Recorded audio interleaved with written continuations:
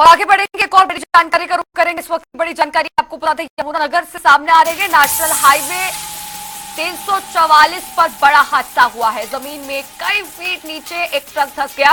Crane की मदद से इस ट्रक को बाहर निकाला गया और बता दें कि टोल से कुछ दूरी पर यह हादसा हुआ, जहां पर अचानक से जमीन के नीचे कई फीट नीचे नेशनल हाईवे 344 पर एक ट्रक धंस गया और यहां पर क्रेन की मदद से बमुश्किल इस ट्रक को बाहर निकाला गया।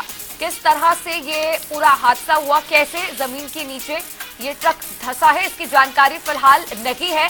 लेकिन फिलहाल जो जानकारी सामने आ रही है यमुनानगर से, इस वक्त की बड़ी जानकारी आपको बता रहे हैं। जमीन में कई फीट नीचे अचानक से चलते हुए ये ट्रक धंस जाता है, जिसके बाद मौके पर टीमें यहां पर तैनात की गई हैं और टोल से कुछ दूरी पर ही यह हादसा हुआ। नेशनल हाईवे 344 की पूरी घटना बताई जा रही है, जहां पर ट्रक धंस गया और उसके बाद क्रेन की मदद से यहां पर लोगों ने मिलकर, टीम ने मिलकर इस ट्रक को इस गड्ढे से बाहर निकाला।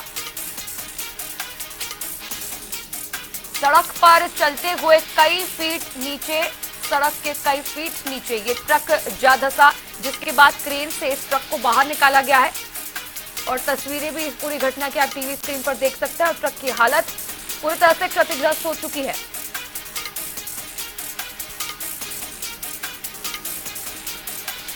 यमुनानगर से हमारे संवाददाता सरबजीत फोन लाइन पर जुड़ गए हैं। सरबजीत, किस तरह से ये पूरी घटना पेश आई, क्या कारण रहा इसके पीछे कि अचानक से चलते हुए ट्रक जो है वो जमीन के नीचे धंस जाता है?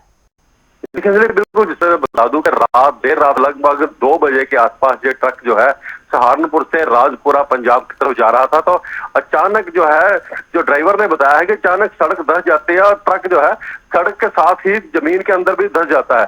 मैं बता दूं कि जिस तरह से कावड़ियों का सीजन चल रहा है और बिल्कुल इस ट्रक के पीछे कावड़ियों का ट्रक भी था, भरा हुआ ट्रक था, और अगर इस ट्रक की जगह वो ट्रक होता तो बहुत बड़ा हादसा भी हो सकता था।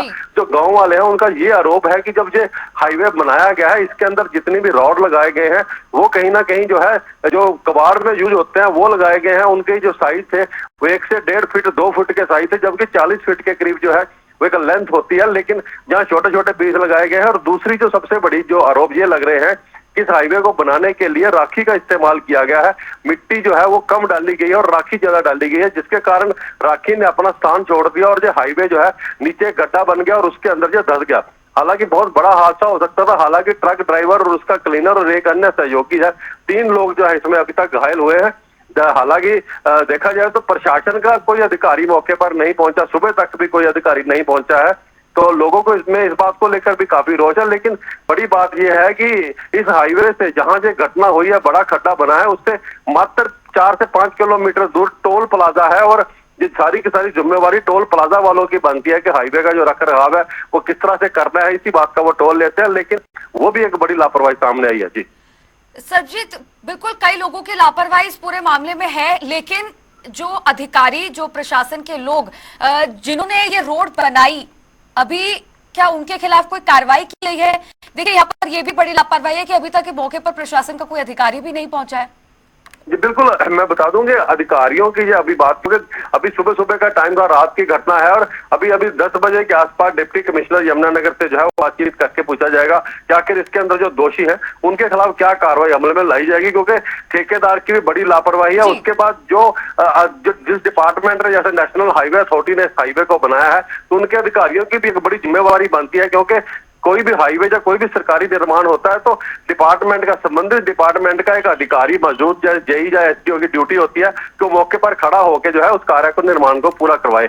तो ये भी कहीं ना कहीं यहाँ भी एक बड़ी लापरवाही है। कहीं ना कहीं अधिकारी और ठेकेदार की जो मिली भगती कहेंगे, कितना बड़ा हादसा जो है यहाँ होते होते बच गया है, क्योंकि बहुत बड़ा हादसा जहाँ हो सकता था। जी चलिए, शुक्रिया सरबजीत जुड़ने के लिए और जानकारी के लिए।